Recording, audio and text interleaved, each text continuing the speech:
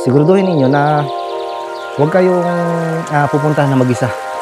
Kasi napaka-delikado kapag mag-isa kayong pupunta sa mga ganitong ilog. In case na may ganong mangyari, ay siguradong walang masyadong magkikita sa inyo or walang basta-basta magbibigay ng tulong kapag nag-iisa lang kayo.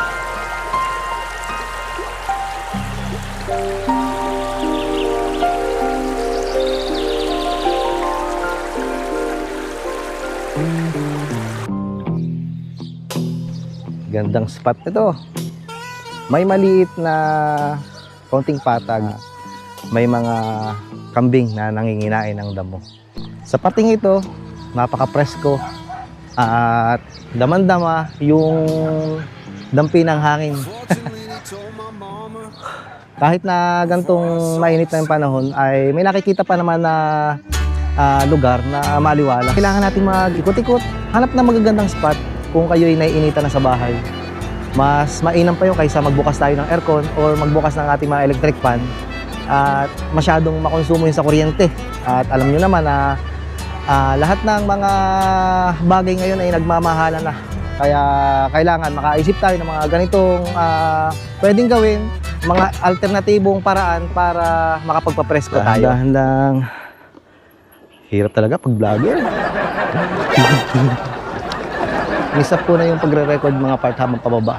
Kasi medyo palusong yung daan pababa at medyo nag-slide ako ng kaunti. Kaya ayun, dito na tayo sa baba. Nag-start na ulit mag-video. Tabi-tabi po. Napakaganda pa dito. Tapos may balsa. Medyo malinaw yung tubig dito. At talagang nakakapagtaka. May parte pa pala na ganitong kailugan dito sa malapit sa lugar namin na meron pang tubig. Kasi yung kalimitang nadadaanan ko kapag andun, napapadaan ako dun sa may bypass road sa mga tulay, ay mga tuyo na. Pakaganda yan, oh. Oh, grabe, perfect spot. Pakaganda, tabi-tabi po.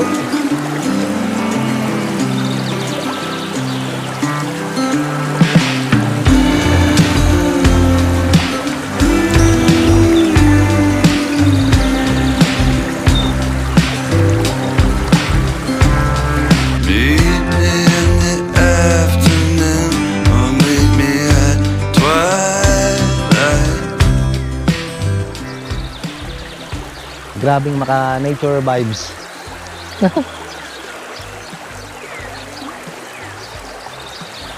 Ilang minuto buhat nung pagkababa ko, eh meron agad na nagdatingan. Yan, naka-ADV, tapos yun si Blossom. At ito, kapatid ni Blossom, naka-Honda Click. Grabe. Wala ka talagang maririnig dito, kundi yung napakalakas na huni ng mga ibon. Tapos kita niyo yan, napakaganda pa ng ilog. Pero pansin ko lang ay kinukunan nila ng buhangin. Po, yung sinasabi ko, kinukunan nila ng buhangin. Ayan. Maganda pa ng agos dito. Ayan. At madami pang isda. Trivia lang mga part. Pero ang alam ko na banggit ko na ito nung sa mga datihan ko pang vlog, mga sinuuna ko pang vlog, na nung bata pa lang ako ay ang aming pinagkukunan na, kumbaga katuwaan na namin ng magpipinsan namin na tuwing Sabado at Linggo, walang pasok, ay pumunta kami sa ilog para mag-ipon ng buhangin. At kapag ipon na kami ng buhangin at hindi ko sigurado kung ang tawag yung kubiko. Basta may ganun tawag nung kami bata pa. Ibig sabihin, kapag isa ka ng truck o yung elf na panghakot ng buhangin, ay babayadan ka nung humakot ng 75 pesos. So, nung panahon yun, ay masyado pang malaki yung halagang 75 pesos. At kaming tatlo ng aking pinsan ay hati-hati doon. Kasi, yan, maliliit pa kasi kami. At medyo natatagal lang kami bago makaipon na kaganto kadami. So kailangan namin magtatlo talaga kasi kapag solo ay hindi kami makakaipon agad ng mabilisan. Gusto ko nang tumambay dahil sa totoo lang, kabi-kabila yung spot na pwede akong tumigil. Kaso naguguluhan ako at nahihirapan akong pumili kung saan ako pwedeng tumigil. Pero itong motorsiklo natin, si Blossom, ay sa palagay ko dito lang siya. At kasi may dadaanang tubig. River crossing ba? Hindi ako maliliit na isda. Magos. Pero sa palagay ko, kaya naman ito ni Blossom na tawidin. Let's go! Kaya? Uy.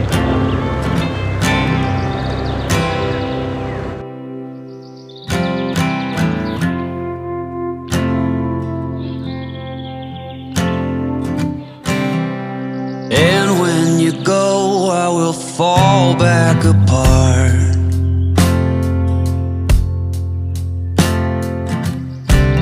Find pieces. Saan ka pa? Naka-river crossing si Blossom.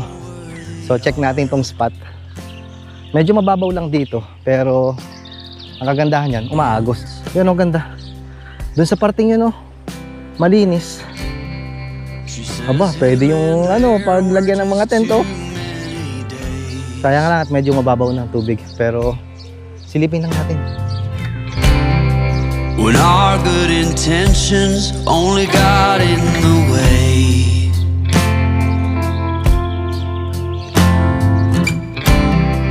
Ano kaya ang party na to? Expected ko ngayong araw ng linggo ay madaming sisiming dito. Pero sigurado ako na napaaga lang tayo. Medyo mababaw na dito. So, balik na tayo doon. May pangilan-ilan ako nakikitang yung mga kalat, yung pinag-iwanan ng mga, siguro talaga may mga naliligo dito. Kasi may mga may mga bote ng soft drinks. Kaya sigurado ako na madaming pumupunta dito.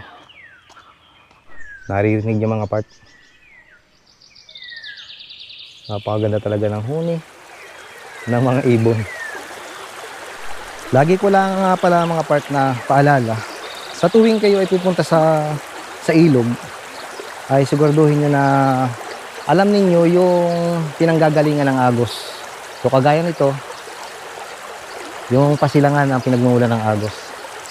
So kahit na mainit or maganda ang panahon, o sabihin na natin kalmado at wala tayong nababalita ang bagyo, ay palagi pa din tayong alisto. Kasi hindi natin alam sa unahan o pinakadulo, o kung tawag namin dito sa amin ay hulo, pinakahulo nitong ilog, ay baka malakas ang ulan at bumabaha. Siyempre, yung daan ng baha ay siguradong dito din.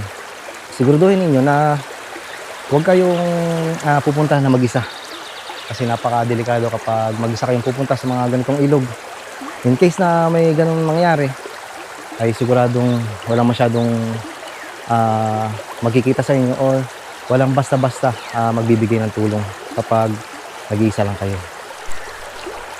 Kuhanan muna natin si Blossom at dito lang muna tayo sa ilalim ng puno na ang kawayan na may konting agos. Sayang at nakapantalon ako. Dapat pala ay nag-shorts na lang ako, pero nakachinelas naman. Tubal pa yung aking tsinelas at kinuha ko lang talaga dun sa tambakan namin. So subukan natin. Mag-ano man lang ba yung magtampisaw lang.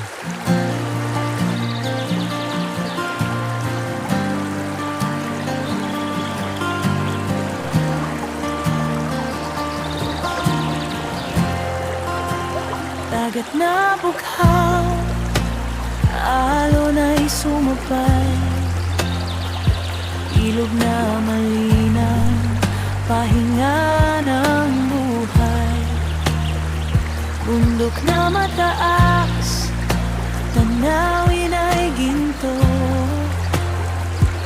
Sa bawat biyahe, pakiramdam ay buo. O ano? Sayang nung nakaraan. Ano ba? Yung sinundang upload natin, siguro sunod na to, ay may pinapuntahan tayong ilog na ayos din, maganda. Kaso, nabisita lang natin at hindi naman tayo nakapagdala ng pagkain. So, nangyari na naman, ganito din ang nangyari. So, dapat pala kapag maghahanap tayo or maghahanap tayo ng spot, ay may baon na tayo. Kuya, kasya? Ayun, kasya pala. Yan ang truck ng buhangin. Akala ko ay masasabitan si Blossom doon. Pero nakatabi naman siya. May pagod man minsan, may pahinga rin, pero ang saya di Ito yun eh. Susubukan ko lang. Subok lang. Ito yung hack eh ng mga naliligo sa gantong ilog. Yung gumagawa ng gantong harang para magka meron ng medyo malalim. Lagyan natin.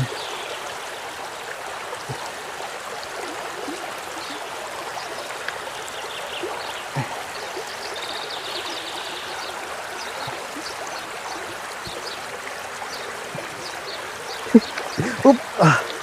Medyo dahan-dahan lang mga part.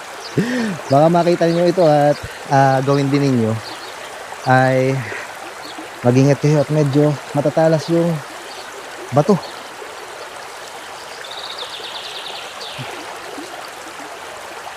Nakabuo na tayo ng ano, tayo naka-swimming pool. Yan. Dito may ipon sa parting ito yung tubig na malinis. Yan ang kalimitang ginagawa ng mga naliligo sa ilog.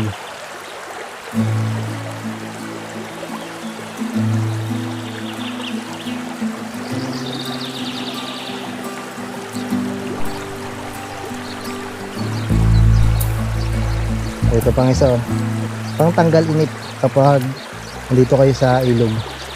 Napakaganda nitong anong ito mga part. Kumbaga nare-relax yung inyong isip. Ano bang tawag dito? Kalimitan din ako nagkikita ng mga ganito. Yung nagpapatong-patong ng mga bato. Parang kumbaga nare-relax ang inyong isip kapag gumagawa ng ganito. Makikicomment naman mga part kung ano tawag sa ganito. Yung pinagpapatong-patong yung bato. Kailangan talaga meron kang ano yung kumbaga ano bang tawag doon? Hindi man tiyaga eh.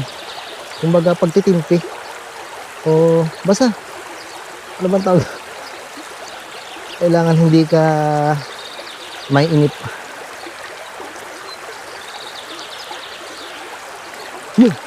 Gaya niyan. Tutumba. Sa halip na mainis ka, gawin mo ulit, ang paulit-ulit para matapos mo.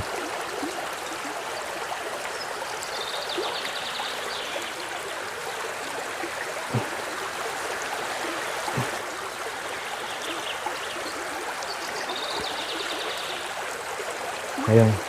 Nakita ko ng puting bato. Hindi ko sigurado kung bato talaga ito o bubog, pero hindi. Ito ang ating papatong sa ibabaw. Ayaw. Subukan ulit natin. Medyo katal na kasi ng aking kamay mga pat. Ayun. Okay na. Tadan.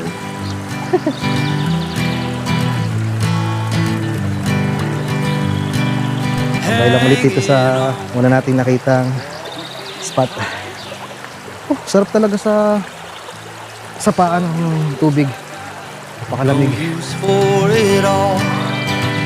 Sa parteng ito, okay na eh. Oh, yeah. Siguradong solve na dito. Make it less. Some days are bad, bad at best. I said goodbye. Tingnan pa lang tayo ng konti mga part bago natin lisanin itong nakita nating spot.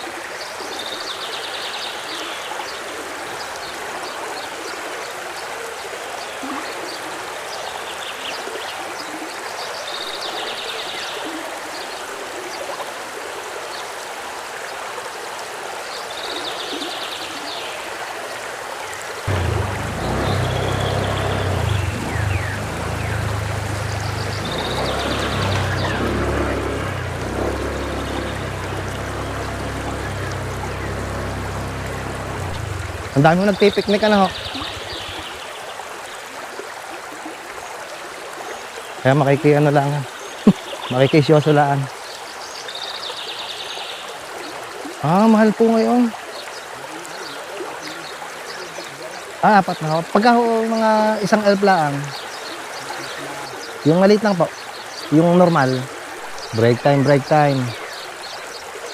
O si kuya, naipon ng buhangin doon. Nakisyoso ako ng konti. Nasa 700 daw to 1,000 yung maliit na elf. Nakakatumbas dati. Ay yung sinasabi ko na 75 pesos.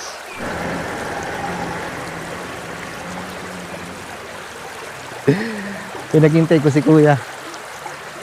At magpapalipad ako ng drone dito. At kinuunan ko siya. Napapatawid dito sa ilog. Tapos dito lang kanina nakaparking si Blossom.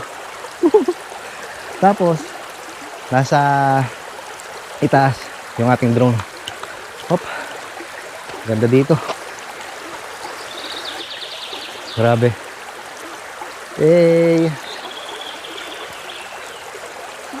May bago na naman tayo na discover na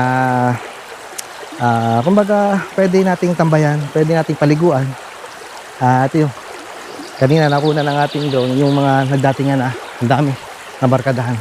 So pupunta yun sa spot, papunta doon. At doon sa tinambayan natin kanina ay na doon yung pinaka kumbaga magandang spot sa ilog na ito. So tayo ay magliligpit na. At ito, ang drone natin ay basta lang nating tawag ito, ibinaba dito kasi nagmamadali tayo. At si kuya nga ay nagdadaan. Ligpit lang muna tayo ng mga gamit at ayun, magutay na tayong umuwi. At medyo mainit na mga part. Ang oras ulit ay 9:21 ng umaga.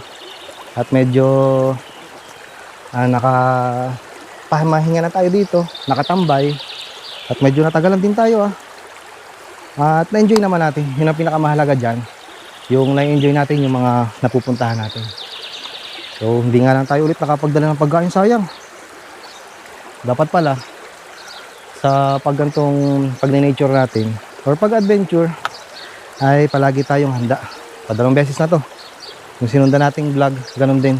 Nakita ko na magandang spot pero sayang at hindi tayo nakapagdala ng makakain. Sana mas maganda yung tambay natin. Habang nakatambay tayo ay kinakain tayo. Dito ko na lang i-end itong ating video at maraming salamat sa inyong pagsama mga pat. At makikicomment naman kung meron pa kayong sa lugar ninyo na ganitong mga ilog na pwedeng tambayan at paliguan. Bundok o dagat, laging may kwento. Sa bawat biyahe, damhin ng tanawin. Kultura at saya, sa Ayun, kamray dala. Ganun. Kwento ng mundo, sasalamin talaga. Halina't sumama, tuklasin ang ganda. Hayren Hirap talaga pag vlogger. Kwento'y para sa lahat. Bawat lakad, bawat tanawin, kasama ka rito sa biyahe natin. Hayren TV, Hayren TV, Hayren TV, Hayren TV, Hayren TV. Mga kwento ng tao, tanawin ng bayan, sama-sama rito, magaan ang daan. Travel vlog na tunay, kwento'y makulay, puso ng paglalakbay, buhay na buhay. Di lang tanaw